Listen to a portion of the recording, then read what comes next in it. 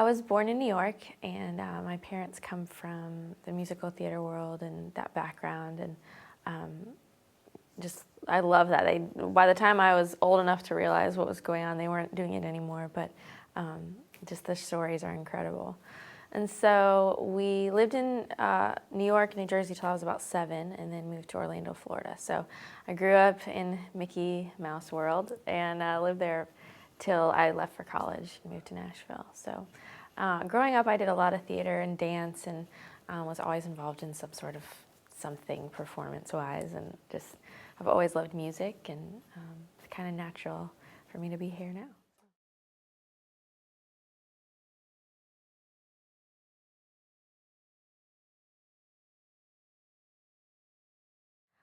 I think a show I'd love to do is Into the Woods. It's a Stephen Sondheim musical, and it's kind of like all the fairy tales and what happens after, you know, they live happily ever after. So it's just a really quirky, cool musical that I love.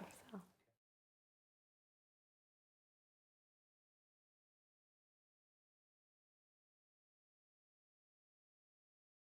Well, trying to write and record Christmas songs in the summer is crazy, a little bit, but it's, you know, just part of the process. And so this time I was very pregnant with my daughter. She was born in July, so most of the recording process I was, you know, it was really hot.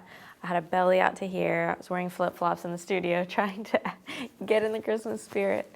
But you know, there's something so timeless about the Christmas season, and when you really just start thinking about it and the things that matter to you and what you've loved about it growing up, it's pretty easy to get there. It just takes a second to sort of shift your focus, but I guess we're used to it.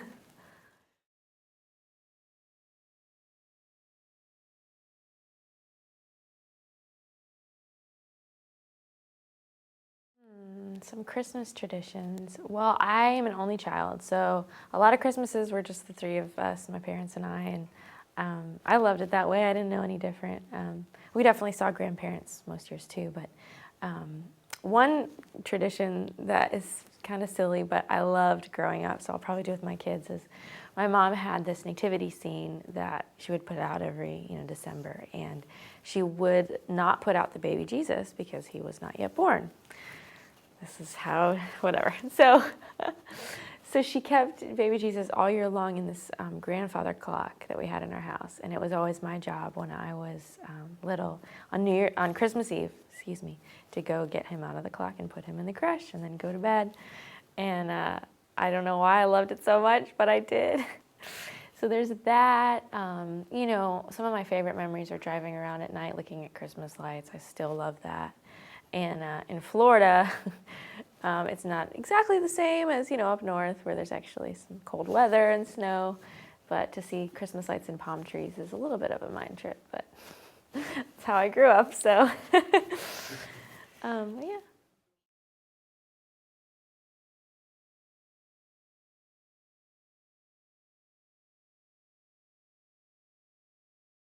You know, not anything super crazy. I'm trying to think of like the Christmas that I remember most, and there's one, I was probably, gosh, 9 or 10, I'm trying to remember now.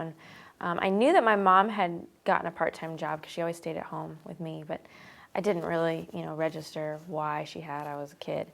And come to find out years later, it was so that she could get me this dollhouse that I wanted, and it was completely custom. I mean, she picked out the colors and everything, and it's beautiful, and I still have it. And now that I have a little girl, it's just, I can't wait till she's old enough to, I can pass it down to her, because it's one of those, you know, heirloom things. So.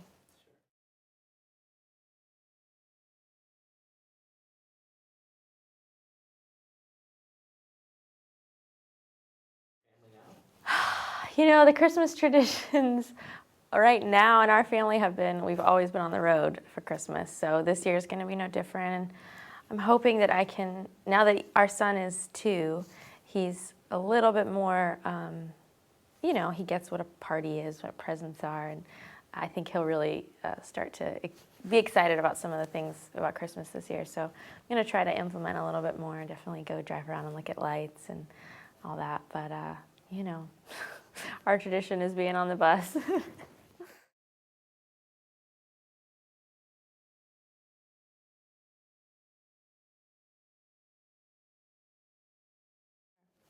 Well, I wrote Heaven Everywhere with a guy named Ben Glover, and we wrote You're Here together, which is also on the record, but we wrote it, I guess, about 3 years ago. So it was cool to kind of come back and say, all right, what do we do this time?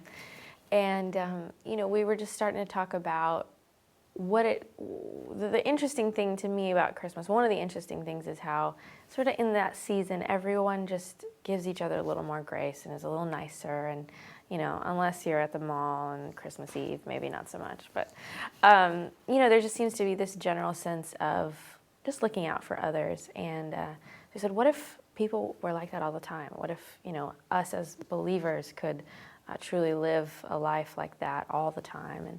And just kind of exploring that idea and how it'd be a little bit of heaven everywhere. And I really love the way the song turned out because it's sort of challenging and it's sort of serious, but it's got this really just beautiful, joyous sound to it. So I hope people like it. I love that song.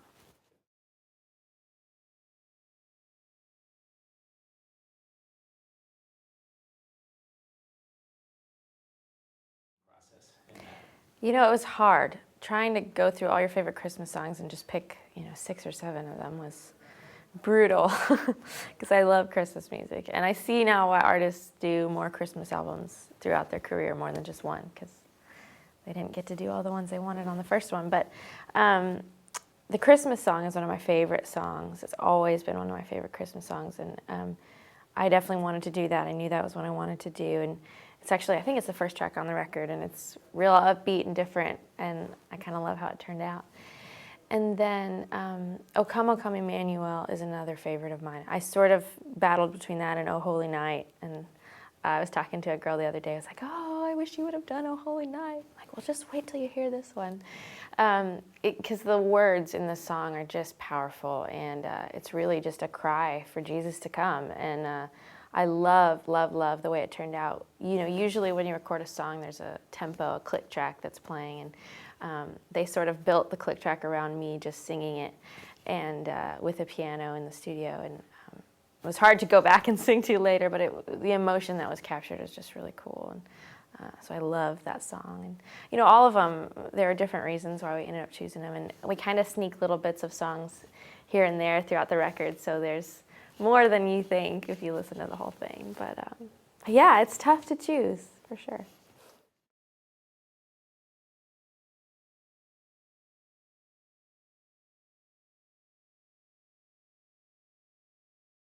Correct, yeah. It's amazing. For the first time, this year is the 25th anniversary of Special Olympics doing this very special Christmas album. They haven't done one every year, but it's the 25th year. And they've never, as far as I know, as far as I've been told, they've never had a Christian artist on their project. And so when they came to Word and asked, for me, it was this huge honor because it's an incredible organization, and this record is their #1 source of fundraising for the whole year. So it's a really cool thing to be a part of. And we had an original song called December 25 that wasn't necessarily going to have a spot on the record. So when this came about, I was like, it's perfect for that. And really such an honor. And then also my record label Word is partnering with them again for the first time and have put out a version with all Christian artists. So O Come, Emmanuel is actually on that one, and a bunch of my label mates as well. So a really cool thing to be a part of. And crazy that I was on 3 Christmas albums that came out all on the same day. It's like, this is insane, but a real honor.